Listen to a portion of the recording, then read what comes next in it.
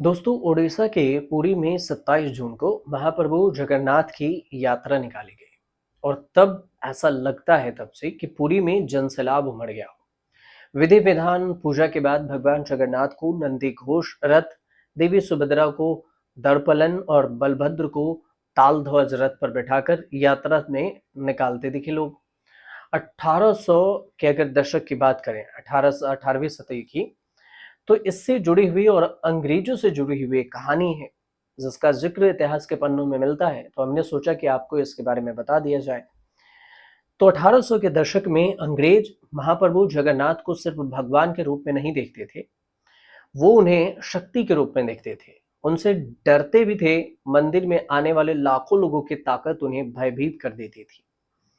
अब इस पर एक जो सोशल मीडिया पर एक ने शेयर किया, उसमें ये पोस्ट किया कि ईस्ट इंडिया कंपनी के उन वाक्यों का जिक्र किया जिसमें अंग्रेजों ने इस मंदिर के रहस्यों को पता लगाने के लिए जासूसी की थी। बाद में कुछ ऐसा हुआ कि वो भगवान जगन्नाथ से डरकर दूर हो गए। कई अंग्रेज अफसर ने इसका जिक्र किया है और इसमें लेफ्टिनेंट स्टर्लिंग की जो डायरी है उसमें खास तौर से इसका संदर्भ मिलता है। अंग्रेजों ने चुपचाप मंदिर के अंदर जासूसी करवाई थी। जासूसी की कहानी क्या थी? तो अंग्रेजों के लिए पुरी सिर्फ एक मंदिर नगरी नहीं थी, ये जन ऊर्जा का केंद्र था। जगन्नाथ की पूजा से कहीं ज्यादा उनकी आज्ञा का पालन किया जाता था और कोई भी औपनिवेशिक कानून यहाँ नहीं चलता था। ब्रिटिश एजेंटों को तीर्थ यात्रियों और रिसर्चरों के वेश में भेजा गया। उनका काम जासूसी करना था, नक्शा बनाना और मंदिर के रहस्यों को उजागर करना। उन्होंने इसे खुफिया जानकारी कहा था और स्थानीय लोगों को तब ये बात मालूम हुई तो वह इससे नाराज भी हो उठे थे। अब इसके बाद बात आती है लेफ्टिनेंट स्टर्लिंग के जो गुप्त एक डायरी है उसमें क्या कुछ बात सामने आई है। तो लेफ्टिनेंट स्टर्लिंग ऐसे ही एक अधिकारी थे जिन्होंने इस बारे में एक गुप्त डायरी लिखी थी। इसमें यह बताया गया कि उन्होंने मंदिर के बारे में कई रहस्यमयी बातें लिखी थी। उन्होंने मूर्ति की आंखों, गर्भगृह के पास असंभव सन्नाटे और जगन्नाथ के जीवित होने के बारे में भी लिखा। उन्हें महसूस हुआ कि भगवान की मूर्ति सांस ले रही है, सांस लेती हुई दिखी। स्टर्लिंग ने लिखा कि लोग भगवान के बारे में जिस तरह से बात करते हैं उसमें कुछ ऐसा है जो बेचैन कर देता है, मानो वो जीवित मूर्ति हो और ऐसा लगता है कि जैसे वो अब भी सांसें ले रहे हों। स्टर्लिंग गया तो वहां जासूसी करने के लिए था, लेकिन अहंकार उसके अंदर फूट फूट कर भरा था। अंग्रेज होने का अहंकार था, लेकिन वहां जाते ही ये सब खत्म होने लगा और उसकी जगह खौफ और डर ने ले ली थी। अब एक अंग्रेज यहाँ पर पहुंचे तो पागल सा हो गया था और चिल्लाने भी लगा था। जो अंग्रेज जानना चाहते थे कि ब्रह्म पदार्थ क्या है जो भगवान जगन्नाथ की मूर्ति के अंदर माना जाता है।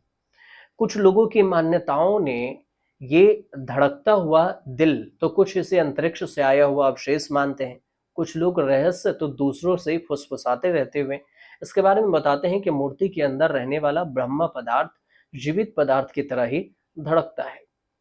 अब की ये भी है कि इसमें कई सारी चीजें हैं, जिसने भी इसे छुआ है वह लंबे समय तक जीवित नहीं रहा।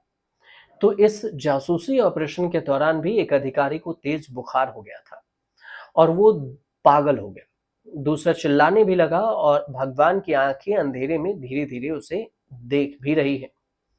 अब अंग्रेज गर्भगृह में जाने से कतराते भी रहे।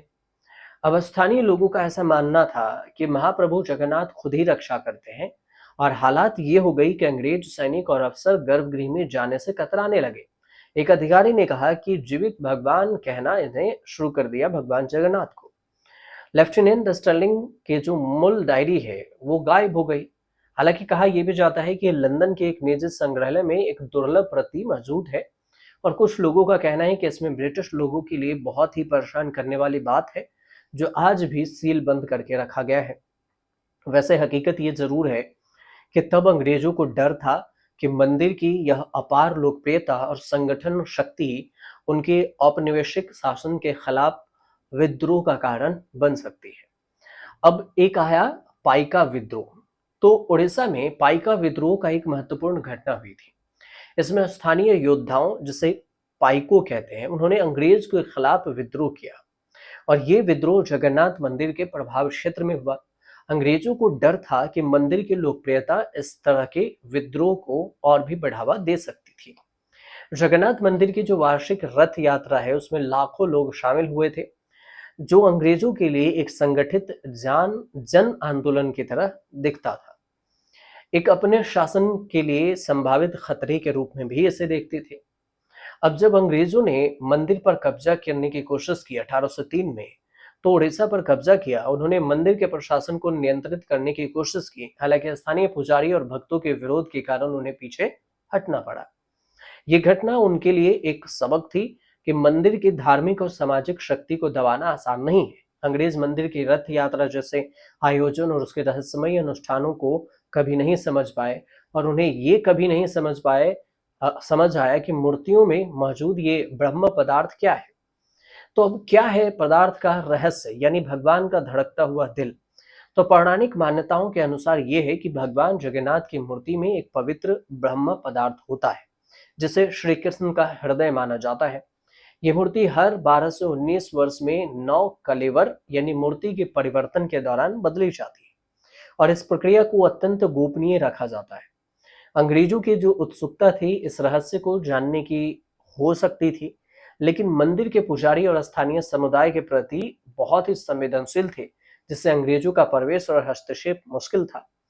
तो ब्रह्म पदार्थ की जो प्रकृति है उसके बारे में कोई वैज्ञानिक अध्ययन नहीं हुआ, क्योंकि मंदिर के अनुष्ठान बाहरी लोगों के लिए बंद है, और ये संभव है कि ब्रह्म पदार्थ कोई प्रतीकात्मक वस्तु हो जिसे आध्यात्मिक महत्व दिया गया है।